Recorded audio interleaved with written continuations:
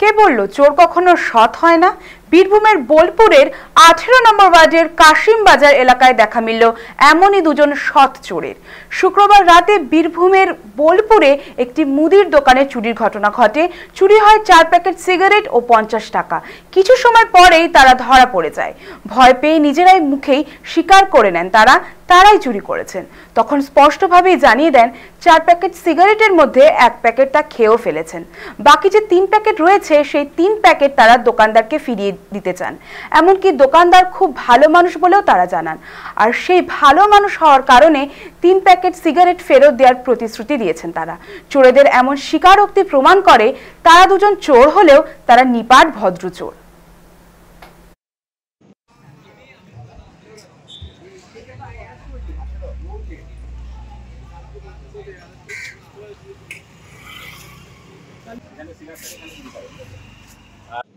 আমার নাম রাজু মেটে, আমার বাবার নাম বাপি মেটে।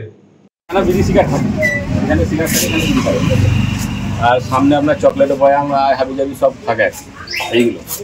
আর এইটা আমার ক্যাশ বাক্সটা ওই বাইরে পড়েছিল, আমরা তুলে এনে রেখেছিলাম। ক্যাশ বাক্সটা দুধ দিয়ে দাও।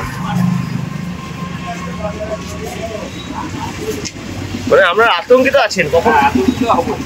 আমার নাম সঞ্জিত মাল, আর বাবার নাম নিরামাল, আর আমার বাড়ি কাশিম বাজার। ঠিক আছে, তাহলে ওই দুর্গাতলায় শিবুদার দোকানে আর 4 প্যাকেট সিগারেট আর 4 প্যাকেট সিগারেট নিয়েছিলাম আর 50 টাকা নিয়েছিলাম।